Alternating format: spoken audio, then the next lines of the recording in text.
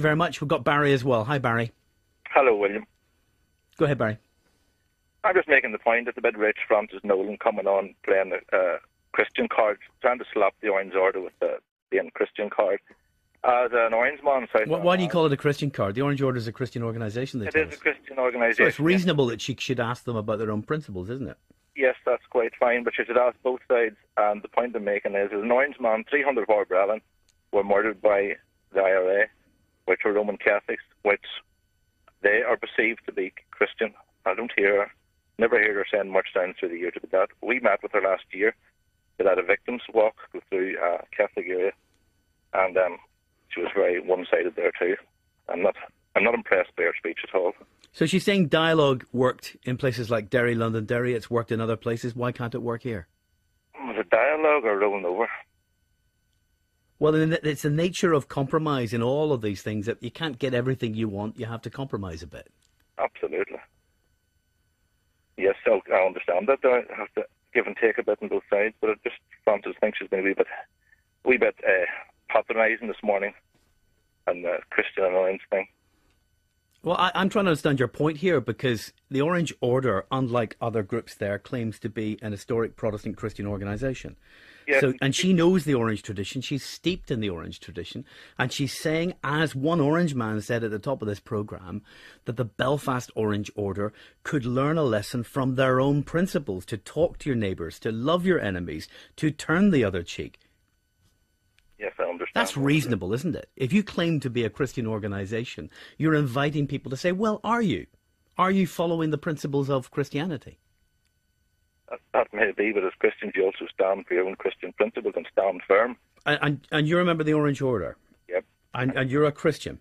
I'm a Christian. Well, let me ask you the question I put to Jeffrey Donaldson a while ago. And it's a reasonable question to ask somebody from a Christian organisation. You're a follower of Christ. Yep. Where would he be on the 12th of July? On the Ardoyne? I don't know. Would he be trying to force his way through? Well, he'd be standing for truth. And what would he be doing? Well, whenever he met Herod and Pilate, he'd no answer to give them, so he wouldn't even get into conversation with them. The point I'm making is Christians would he be on top of a Land Rover? No, he wouldn't be on top of a Land Rover. Would he be putting the police in a context where violence, according to many analysts, would be inevitable? Violence. He'd stand for truth. He wouldn't be asking permission from IRA-backed residents groups to walk down the street. This is the guy who said, go the extra mile, turn the other cheek. Where would he be? Yes, but this is you're taking it totally out of context. I'm really not taking it out of context. I've read it in context. I've read the New Testament in context. Well, as a Christian organisation, legitimate citizens of a legitimate sovereign state, we have a right to stand for our British Protestant way of life.